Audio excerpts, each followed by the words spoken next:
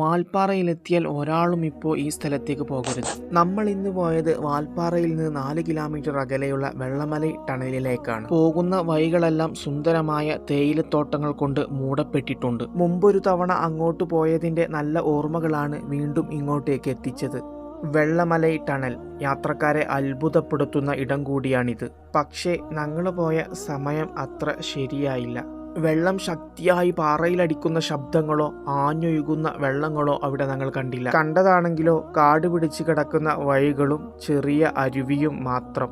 സമയവും കാലവും നോക്കാതെ വന്നാൽ ഇങ്ങനെ ഉണ്ടാകുമെന്ന ബോധ്യത്തോടെ കുറച്ചൽപ്പം അന്തം വിട്ടവിടെ നിന്നു. ഒരുമാതിരി മൂഞ്ചിയ അവസ്ഥ.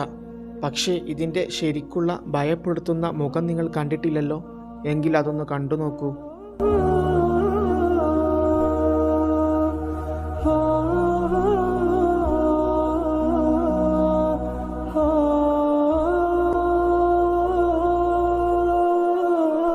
എന്തൊക്കെയായാലും ഷാജിക്ക് കൂടെയുള്ളത് കൊണ്ട് നിരാശപ്പെടേണ്ടി വന്നില്ല. പോകുന്ന വഴിക്ക് മനോഹരമായ ഒരു സ്ഥലം തന്നെ കാണിച്ചു തന്നു.